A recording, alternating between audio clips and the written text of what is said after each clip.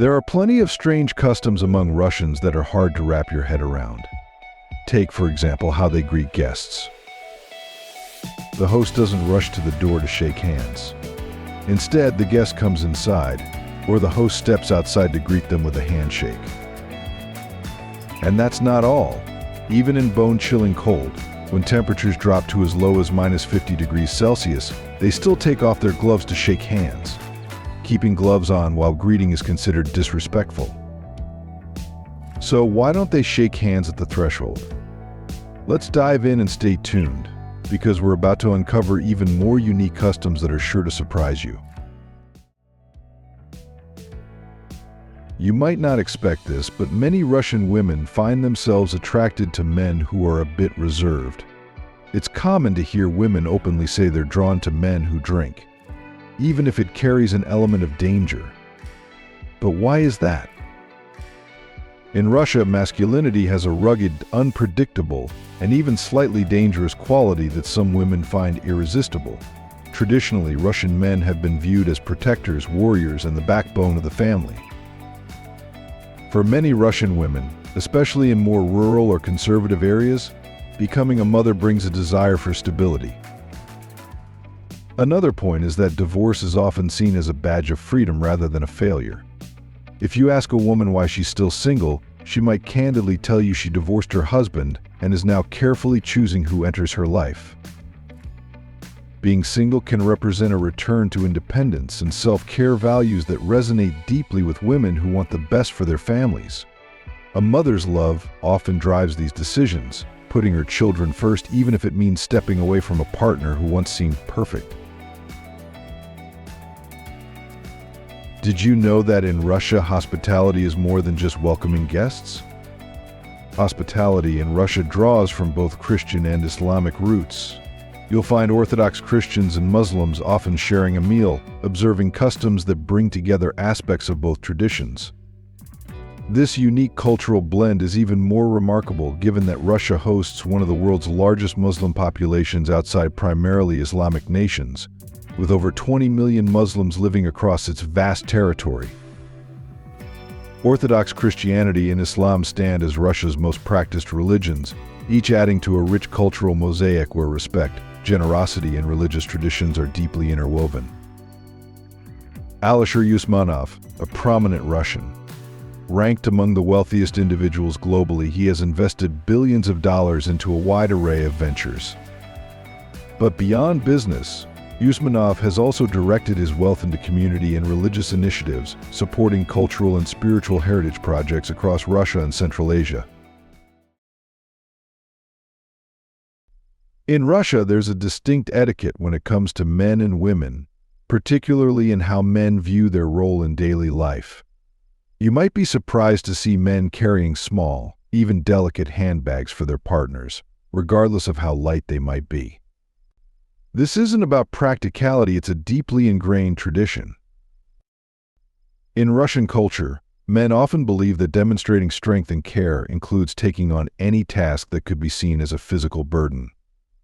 This may look like a man walking around with a pink clutch or a small purse, but it's actually his way of showing respect and protectiveness. In public transport, this custom continues.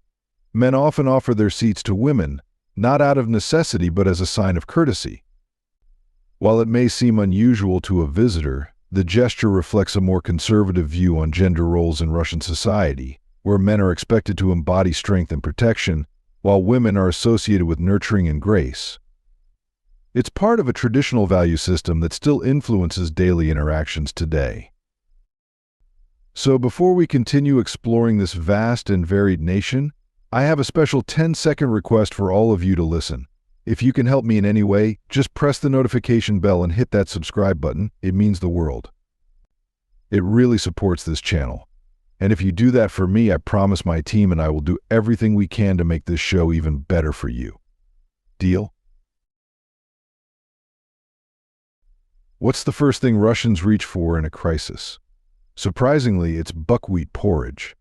In moments of uncertainty, whether it's a health crisis, an economic downturn, or even a global event, Russians stock up on gretcha, their beloved buckwheat.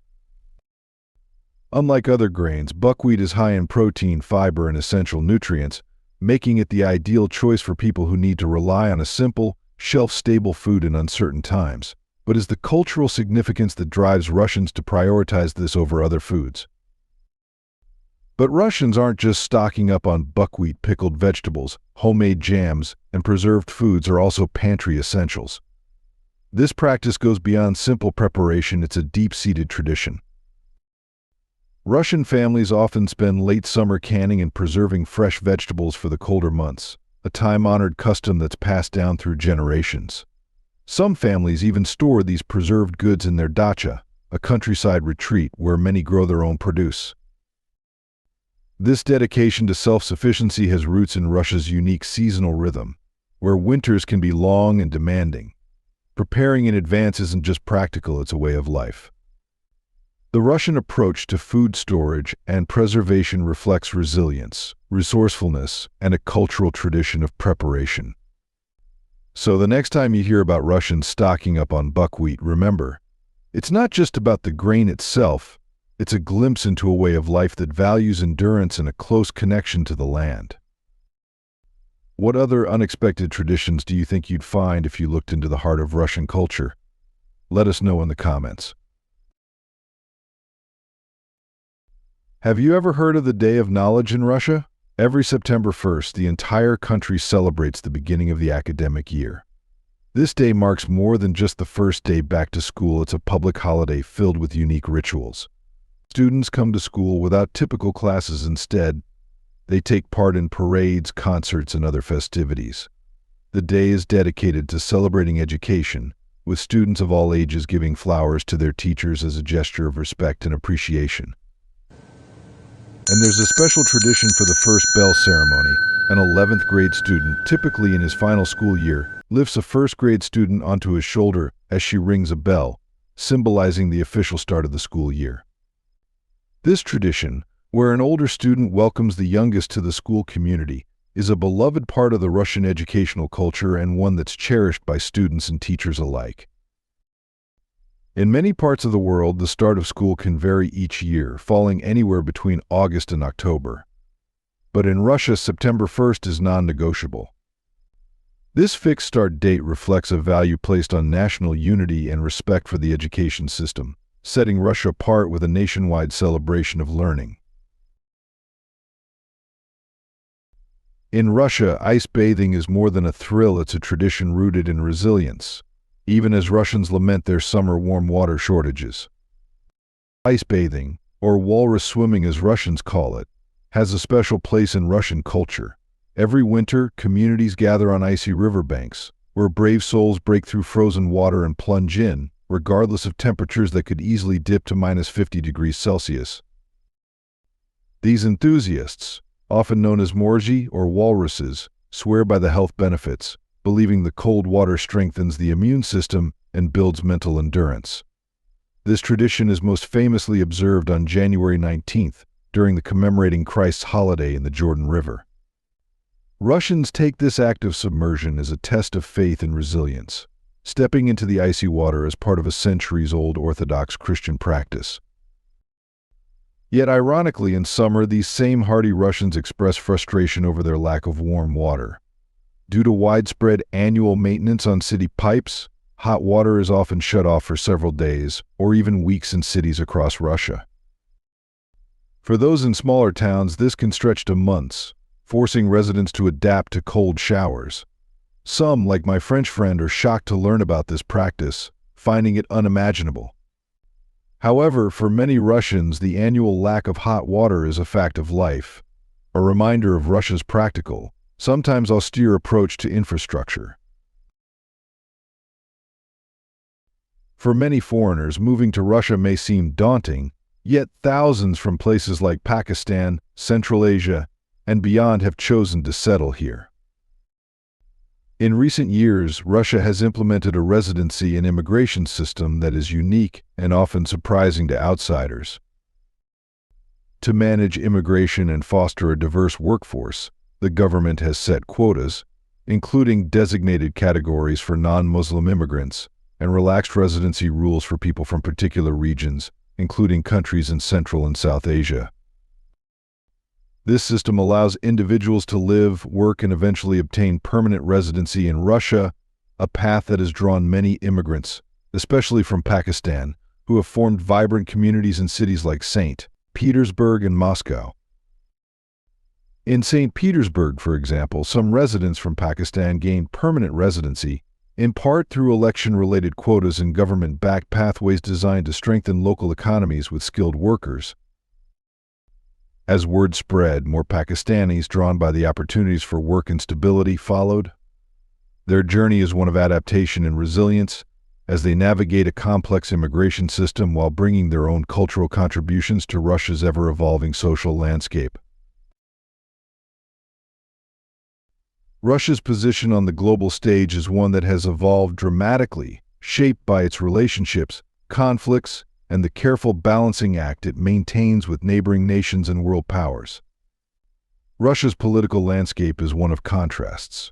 While it has long held strategic alliances such as those with China and Central Asian countries, the country's international relations have become increasingly complex in recent years, particularly with Western nations.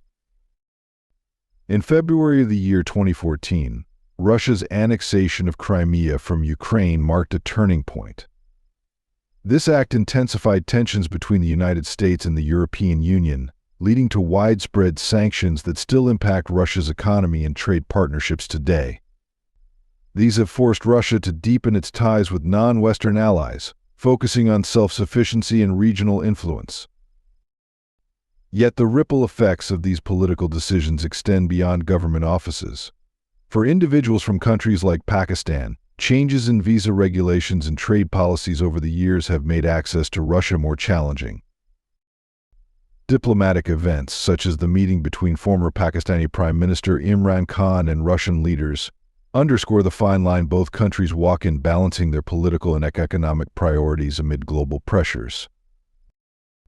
In Pakistan, there's a long-standing interest in forging closer ties with Russia, both culturally and economically. However, these aspirations are often complicated by Russia's own political goals and its cautious stance on unrestricted foreign entry, reflecting an approach that prioritizes sovereignty and control over the influx of foreign influence. Russians have a remarkable ability to laugh at themselves, to poke fun at the imperfections that are woven into everyday life. This habit of self-mockery reflects a broader cultural phenomenon, from jokes about Lada cars, known as symbols of Russian reliability and frustration, to complaints about roads that are just directions. Russians constantly critique themselves with humor and sarcasm. But this self-deprecation goes beyond mere humor. For many, it's a way to cope with difficult realities and a tool for introspection, offering resilience and release in the face of societal challenges. The legacy of self-mockery in Russia can also be seen as a counter to what some perceive as an inferiority complex, especially when comparing Russian products and achievements to those of Western countries. There's a familiar sentiment in the air that Russia's films, brands, and sports teams don't quite match up to global standards. This is expressed not with despair, but with wit. Russian brands, for instance, came under playful critique when international companies left the market, sparking jokes about Russians now dressing in village fashion. But rather than suppressing these feelings, Russians have learned to laugh at them, creating a culture where self-criticism is often more affectionate than it is resentful. Most places celebrate New Year once, but in Russia the New Year comes twice, first in January 1st, and then nearly 2 weeks later, on January 14th, Russians celebrate something uniquely their own, the Old New Year. The celebration of Old New Year, a seemingly contradictory holiday, is one of the lesser-known Russian traditions. Its origins lie in the year 1917 revolution, when the new Bolshevik government switched from the Julian calendar to the Gregorian calendar, aligning Russian dates with most of the world but leaving behind traditions connected to the old calendar. The Orthodox Church still observes the Julian calendar, making January 14th the unofficial second New Year, a nod to the past that many Russians still observe today. Though more modest than the December 31st festivities, the Old New Year is a beloved occasion to extend the holiday season. Russians gather to share a meal, clink glasses, and sometimes even light fireworks, but with far fewer gifts and a more relaxed, familial vibe. Traditionally, the Orthodox Church also marks January 14th as the day of Christ's circumcision, though today Old New Year celebrations are largely secular. It's a testament to Russian humor and resilience, showing people who never pass up an opportunity to gather, reflect, and of course celebrate. It's said that give a Russian any reason to raise a glass, and they will toast to it. And so, on this day, families across Russia offer one final S Novim Godom, Happy New Year for good luck in the days ahead. But Old New Year isn't the only quirky tradition keeping Russians connected to their past. Next, we'll dive into another unique custom, exploring how Russian resilience and humor blend to create a culture that's uniquely capable of celebrating even the strangest occasions. For many Russians, alcohol, particularly vodka, has long been more than a drink. It's a tradition, a social ritual, a way to celebrate, and sometimes a way to cope. Russia's drinking culture is complex, shaped by history, social norms, and deep-seated beliefs. For many, alcohol is woven into daily life. It's a means of connection and an expression of resilience. The tradition starts early. Children often grow up seeing their parents or relatives drinking in social settings, a habit that can normalize alcohol at a young age. An old Russian saying goes, if you try to ban drinking, people will only find another way to do it. This speaks to a cultural resistance to imposed limits on drinking, reflecting an attitude of enduring independence. Over the years, Russia has introduced measures to reduce drinking, yet for many Russians, sharing a drink remains a symbol of hospitality and camaraderie. In social gatherings, Russians are known to drink in moderation when workdays roll around, reserving higher consumption for weekends and celebrations. It's interesting to note that while vodka is a cultural staple, many Russians still view sobriety as a mark of strength. For some, abstaining from alcohol is an act of will, representing resilience in a society where alcohol is deeply ingrained. The duality within Russian drinking culture, where both heavy drinking and sobriety are respected, highlights a complex relationship with alcohol, where strength is often measured by either enduring the effects or resisting the urge to indulge. One of Russia's lesser-known customs is how people handle cash during transactions. In markets, small shops, and even hotels, it's customary to place the money on the counter or table instead of directly handing it to the other person. Only once the cash has been set down does the receiver pick it up. This isn't just about etiquette for many Russians, it's an ingrained part of trust and mutual respect. Skipping this small act, such as trying to hand over cash directly, can feel abrupt or out of place. This protocol extends to other practices, such as always placing empty bottles under the table, a habit left from Soviet times. These small gestures are like a quiet nod to the country's past, reinforcing respect within even the simplest actions. For foreigners, this can be unexpected. Many visitors are surprised when they try to hand over cash directly, only to see the cashier gesture for them to put it down first. Even today, these customs endure as an everyday reminder of Russia's distinct approach to personal boundaries, especially in places where direct transactions are an important part of life. In Russian culture, greetings follow customs that can seem puzzling to outsiders. For instance, it's considered bad luck and even impolite to shake hands over the threshold. Traditionally, the host steps outside, or the guest enters first, to keep the doorway clear. This belief dates back centuries when the threshold was thought to symbolize a boundary between the safety of the home and the unknown outside world. Greeting someone across this line was believed to invite misfortune or stir up tension between the worlds. There's also an emphasis on respect during winter months, especially with handshakes. In Russia, removing gloves to shake hands, even in extreme cold, signals warmth and respect. To shake hands with gloves on can feel impersonal, even rude, and so Russians brave the chill, often barehanded. This practice highlights the value placed on showing respect in personal interactions, an idea that extends to other areas, like avoiding direct hand-to-hand cash exchanges, where money is set down and picked up in turn. For Russians, these small acts honor personal boundaries and add a subtle layer of respect to every interaction. What do you think about the idea of removing gloves to shake hands in freezing weather as a sign of respect? Would you brave the cold for a respectful handshake? Let us know in the comments below. In Russia, traffic safety isn't always what it seems. Seat belts click in and out, headlights flash encoded warnings. Here, compliance with traffic laws has its own unwritten rules. Many drivers fasten their seat belts only when they see a police checkpoint up ahead. Some will even grip the belt in their hand, making it look like they're complying without actually securing it. This approach reflects an attitude common among some drivers. Rules are often treated as obstacles to navigate around, rather than guidelines for safety. And yet, when it comes to seat belts, there's even greater regional variation. For instance, in the Caucasus region, passengers may find cars with missing seat belts altogether, a surprising fact for many foreigners. This unique approach extends beyond seat belts. On Russian roads, it's common for drivers to flash their headlights at oncoming cars as a warning signal for nearby police, effectively creating a community of drivers looking out for each other to avoid fines.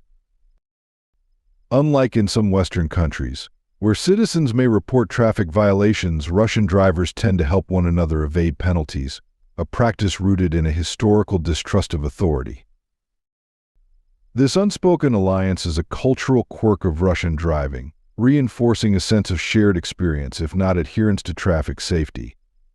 Though these customs may seem at odds with safety, for many Russians they represent a unique way of navigating both the roads and the rules. Russia's cuisine is filled with flavors and textures that may surprise even the most adventurous eaters. Take aspic or koledets, for example, an opaque, meat jelly dish often made with pork, chicken, or fish. For Russians, it's a delicacy commonly served during New Year celebrations, but for newcomers, the jelly-like texture can be startling. Another favorite is salo, a slab of cured pork fat that's sliced thinly and eaten with black bread and garlic, a hearty snack well-suited to the cold Russian winters. But Russian cuisine doesn't stop at jellied meats and cured fats. There's also moroshino, Russian ice cream, which is famously rich and creamy and enjoyed even in freezing weather. And for a tangy twist, many Russians drink kvass, a fermented beverage made from rye bread that is slightly fizzy, mildly alcoholic, and deeply refreshing in summer. With dishes like these, Russian food is shaped by the country's vast geography and varied climates, providing ingredients that nourish and preserve, a practice rooted in tradition. For some, it's an acquired taste. For others, it's a deep connection to family and cultural heritage. As we wrap up, it's clear that Russia is a country of contrasts and deep-rooted traditions, where resilience, humor, and a unique blend of old and new influence every part of life. From the warmth of Russian hospitality to the tradition of ice bathing in sub-zero temperatures, Russia has a way of surprising even the most curious among us. Whether it's stocking up on buckwheat, observing the Day of Knowledge, or laughing at Lada cars, these cultural quirks paint a picture of a nation that values endurance, family, and community in truly distinctive ways. If you enjoyed today's video, please give it a like, and don't forget to subscribe to the channel. Your support means a lot to us. Click on the video that appears on your screen right now. I'm sure you'll love this content. Comment below about the next country you'd like to see featured on our channel. Thank you so much for watching, and we'll see you in the next video. Thanks for being with us. Leave a comment, like to show your support, and remember to hit that subscribe button for more exciting videos. See you next time.